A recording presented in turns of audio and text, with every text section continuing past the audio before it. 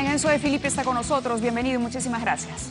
Gracias a ti por invitarme, Mávila. No, y comentábamos algunas frases de la última columna que se publicó el 2 de octubre, cuando narra además su sorpresa porque había estado viendo por la mañana cómo se desenvolvían los hechos en el Congreso y por la noche veía a Mercedes tenía Arauz clase. Y calificó todo como un despelote.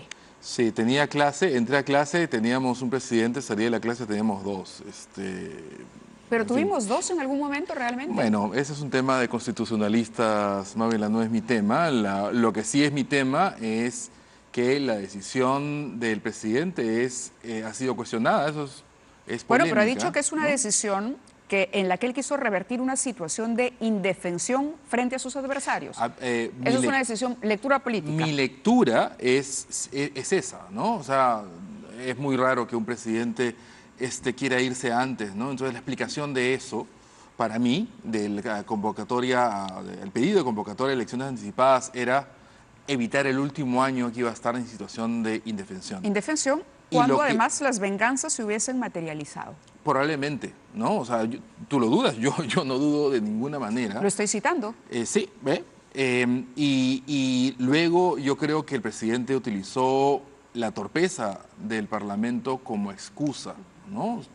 Mi opinión personal es que hubiese sido el Tribunal Constitucional o cualquier otra razón, pero el presidente no se iba a quedar para ser humillado a partir del 28 de julio del 2020. Esto luego del archivamiento de su proyecto, sí, claro, para adelantar las elecciones. Claro. En ese momento ya, digamos, había una guerra declarada y se tenía que resolver para un lado o para el otro. Sí, pero yo creo que el presidente entendía lo que podía ocurrir si él seguía siendo presidente con este Congreso sin la bala de plata que era el cierre del Congreso en caso le censuren un segundo gabinete a este gobierno. Pasemos ahora a los temas económicos. La ministra de Economía, que ha generado enorme expectativa, además, ¿en algún momento ha coincidido con ella dentro del sector público? No la conozco. No, tengo excelentes referencias, ¿sí?, de ella. Trabajó en el Ministerio de Educación con gente que yo conozco. He leído tweets de Jaime Savera, que es un técnico. Sí, claro, la felicitó tras su nombramiento. Sí, creo que es una movida audaz del presidente porque ella es objetivamente joven y, no sé, Pelé la hizo muy bien yendo a los 17 años a un mundial de fútbol, pero los Jotitas le fue pésimo. Yo creo que la ministra... ¿Está descalificando a la ministra? No, en absoluto. Creo que objetivamente la ministra tiene que demostrar que tiene aquello que se necesita para este cargo. ¿Y qué se necesita para ese cargo? Es joven, sabe de presupuesto, pero el Ministerio de Economía requiere muchísimo más que solamente conocimiento. Solamente conocimiento es bastante más que presupuesto, pero además el Ministerio de Economía requiere personalidad. O sea, ¿tú sabes lo que es decirle que no al presidente de la República o tener que ponerte firme con tus pares, los otros ministros? ¿Y cree que para ella sería difícil, considerando además que se ha dicho que es hija de un amigo del presidente? Que sea hija de un amigo del presidente es irrelevante. El asunto es que ella ha pasado de directora general de presupuesto a ministro de Economía cuando nadie lo esperaba. Ese es un momento bien delicado porque no hay balance de fuerza. Si hubiese podido elegir, ¿pondría a otra persona en el cargo? Yo hubiera puesto, yo creo que la ministra Alba tengo referencias de que es una funcionaria brillante en lo que ha hecho. Pero como quienes la conocen la califican así, es más, dicen que es una persona que sobresale en su generación. Sí, si está preparada o no para ser ministra, mira, no vale la pena discutirlo, ella tiene el reto y nos vamos a enterar porque ella va en algún momento dejar de ser ministra y en ese momento podemos discutir su legado. Ella ha anunciado que la economía peruana va a crecer a un 3% con sesgo a la baja, que era algo que ya más o menos se venía proyectando. ¿Estamos hablando del 2019? Estamos hablando de este año, claro. No creo que llegue al 3%. ¿No? Pero ella dice con sesgo a la baja, eso le da un margen, digamos. Mira, nos vamos a enterar. En cualquier caso, va a ser mucho más del 0,6 que se ha proyectado para América Latina. ¿Esa no es una buena noticia? Sí, mira, lo que pasa es que el Perú es un cliché, pero es verdad, tiene fortalezas macroeconómicas. Pero es importante conocerlas para que la mayoría esté tranquila, porque hay una preocupación, por ejemplo, sobre el viraje que podría tener el gobierno de Vizcarra. Lo que pasa es que tú tienes que comparar el desempeño de un país no con los demás, sino con la posibilidad que tiene el país de crecer. Y definitivamente el país debería tener la posibilidad de crecer bastante más, aún si el resto de A ver, pero Latinoamérica la viene crece poco. teniendo hace buen tiempo. Sí, pero es viene decir, no es una cosa que la señora María Antonieta Alba vaya a inaugurarse, es que no en ocurre. absoluto. Porque ha pasado con el señor Oliva, pasó con los ministros anteriores también. Viene, sí, bueno, sí, ya lo hemos hablado en una anterior entrevista, que en mi mirada al gobierno, tanto a Kuczynski como a Vizcarra le ha faltado apoyo a la economía, digamos, poner la economía más arriba en las prioridades que la que hemos tenido, como era antes. Creo que hemos discutido también que el MEF ya no tiene el peso que tenía antes. Eso requiere que para ejecutar, por ejemplo, presupuesto, el presidente o el primer ministro se compren el pleito. Pero hoy no se lo van a comprar. Ocurrido. Bueno, hoy no va a ocurrir. A ver, no ha ocurrido hasta ahora, ¿ya? Que vaya a ocurrir, eso es discutible. Correcto, pero este año concretamente no, para el presupuesto del próximo año. Mira, hoy salió, el Congreso está disuelto. Hoy el Comercio sacó una nota que dice que los ministerios han ejecutado el 40 y poco por ciento. Sí. Bueno, los ministerios, a diferencia de los gobiernos subnacionales, no tienen la excusa de que sea su primer año, ¿ya? Entonces, a eso súmanle que tienes para invertir, tienes un sistema InviérteP que filtra mucho menos que el SNIP. Entonces, ¿qué te puede explicar que estén ejecutando menos inversión que antes? Gestión, claro, gestión.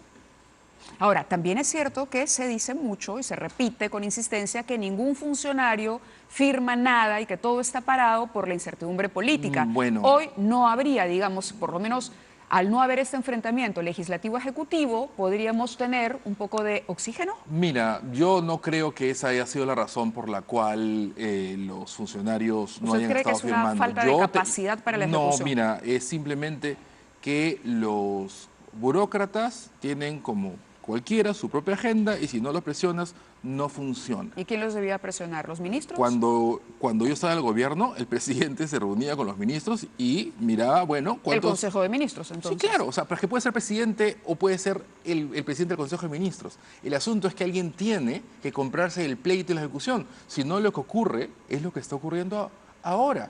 Es un crimen que tengamos dinero para gastar en un país con tantas necesidades y no lo estemos gastando.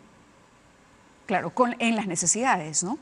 En las necesidades concretas. Ahora, durante este tiempo, el presidente va a poder, digamos, a través de decretos de urgencia, legislar. Eso es bastante peligroso. Es peligroso. Espero que lo haga.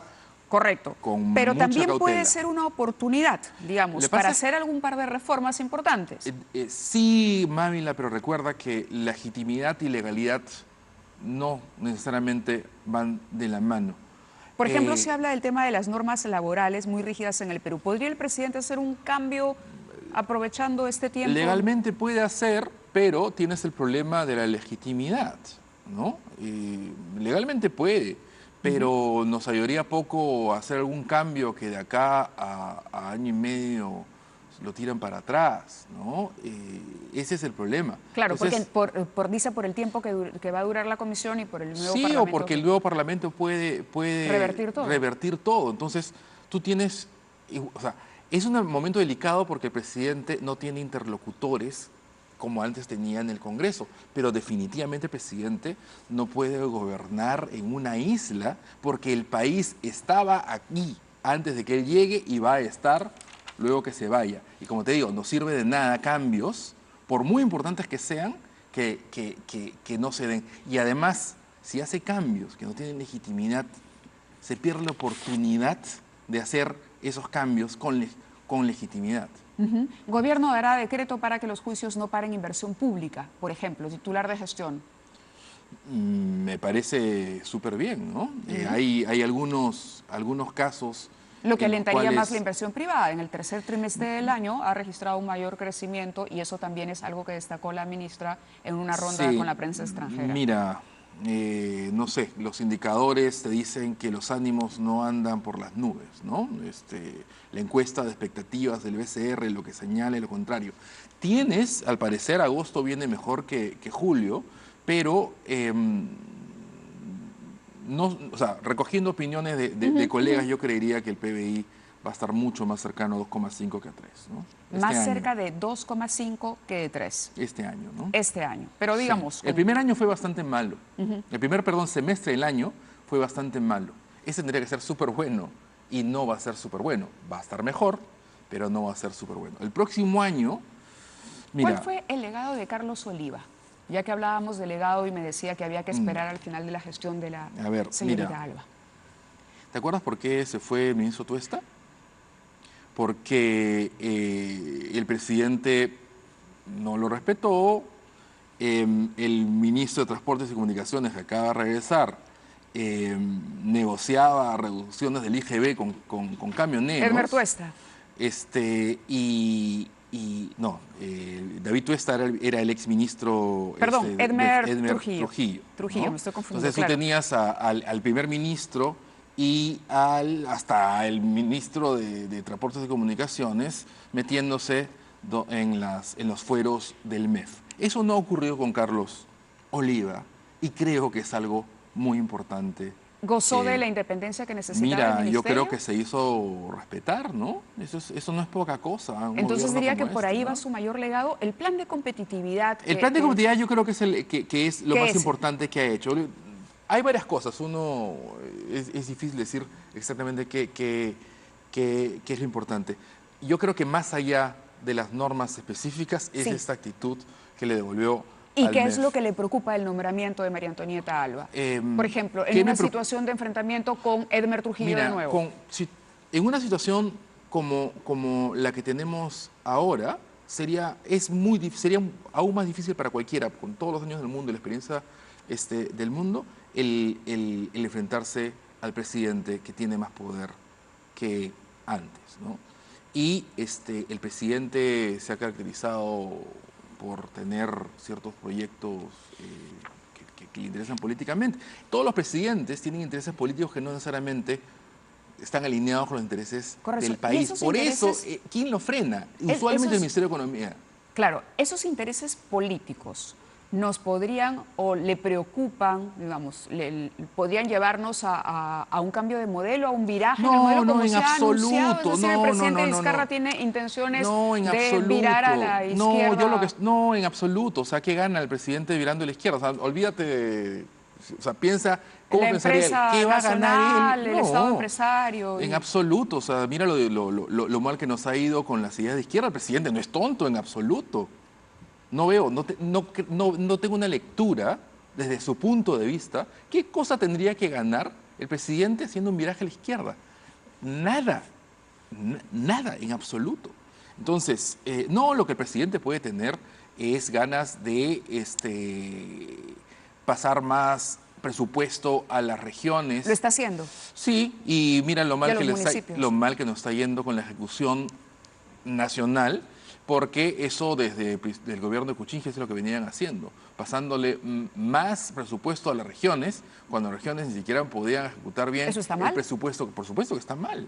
Tú no le puedes dar a alguien más dinero para que ejecute cuando no puede ejecutar bien lo que ya tiene. Entonces, ¿qué pasaba? Eso hacían los ministerios. ¿Y eso usted diría que lo hace Vizcarra por obtener respaldo político? En parte, cuando tú tienes un presidente políticamente débil como era Vizcarra cuando entró, eso era parte de su estrategia para tener el apoyo de los gobiernos subnacionales, ¿no? Pero si tú miras, o sea, ¿qué cosa sufre con esa actitud?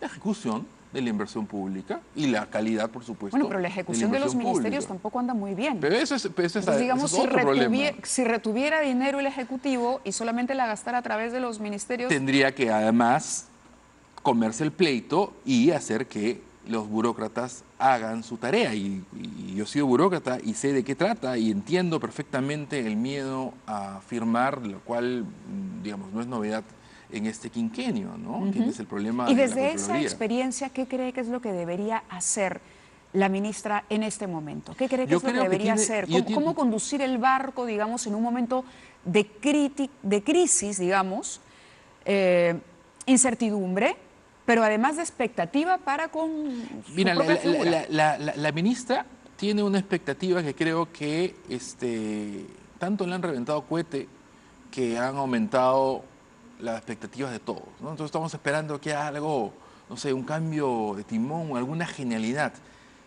Y eso creo que es injusto con ella, ¿no? Ella tiene un reto muy grande en esas, como te digo, en esa situación. Ser ministro de Economía es especialmente complicado. Ella no tiene un track record de haber manejado ese tamaño de burocracia. Tiene que tener buenos asesores, aunque hubiera sido ministra 3 veces antes.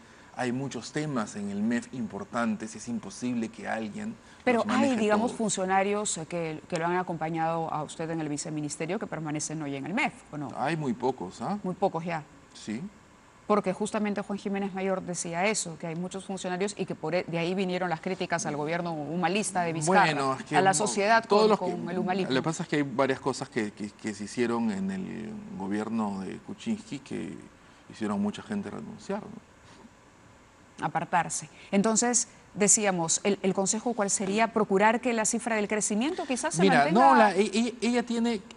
no, mi lectura, no creo que sea dueño de la verdad, pero creo que mi lectura es que ella tiene que demostrar que tiene la audacia para decir que no cuando es necesario decir que no. Eso independientemente de la política económica. En un caso concreto, a ver, pongamos un ejemplo, aterricemos un ejemplo, una tentación del presidente en la que la ministra tenga que plantarse y decirle no.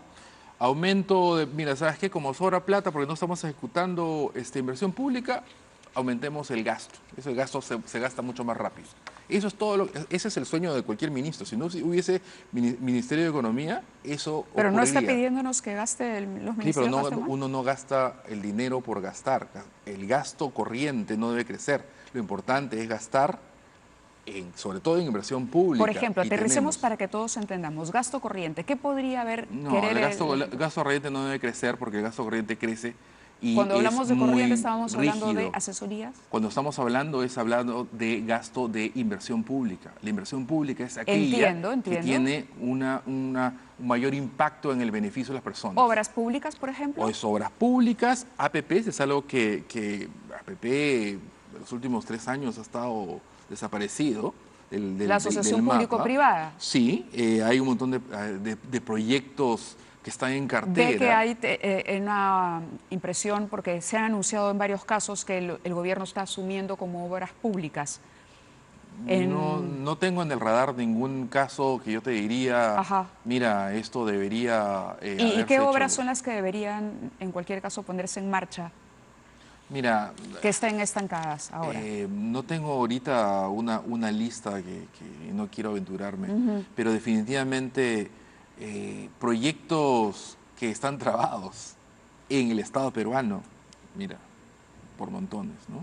Pongamos 2 ejemplos para cerrar la entrevista, que considere capitales. No quisiera entrar en algo específico, no tengo el dato. Ya no es burócrata, puede No, pues, hablar por supuesto, con sí, libertad. pero soy profesional y no puedo hablar tonterías. Muy bien, muchísimas gracias por haber estado con nosotros. Bueno, en cualquier caso, suerte para la ministra, ¿no? Por supuesto. De eso se trata. Si la ministra le va bien, si al presidente le va bien, o cualquiera, al Perú le va bien. Así es, y todos ganamos. Muchísimas gracias por haber estado en 2019. Gracias a ustedes también. Regresamos mañana a 9 en punto, siempre con sorpresas y mucha información.